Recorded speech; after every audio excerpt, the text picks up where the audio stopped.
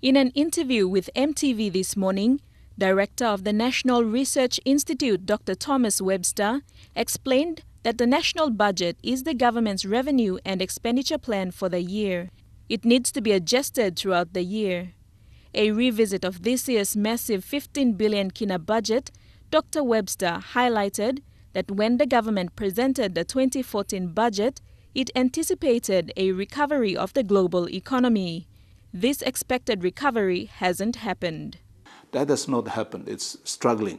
And as a result, our commodity prices are not at the expected levels. For instance, gold was projected at 1,300 US dollars per ounce.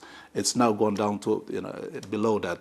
What concerns Dr. Webster is that in its mid-year report, the government has indicated a revenue deficit of over 300 million kina.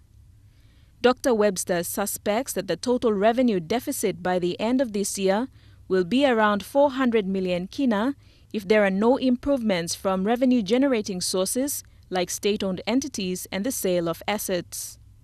So what I'm regularly saying is we may have shortfalls in the revenues, and that revenue shortfall may increase. Dr. Webster is also concerned that the government is adamant it will still maintain the current level of expenditure. Now that's a very difficult call.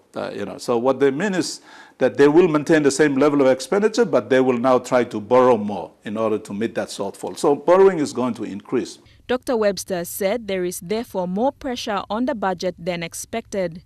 He hopes that the government will be more responsible in the next budget, saying that if the government keeps borrowing, it will put the country at risk. Delhi Bagu, National EMTV News.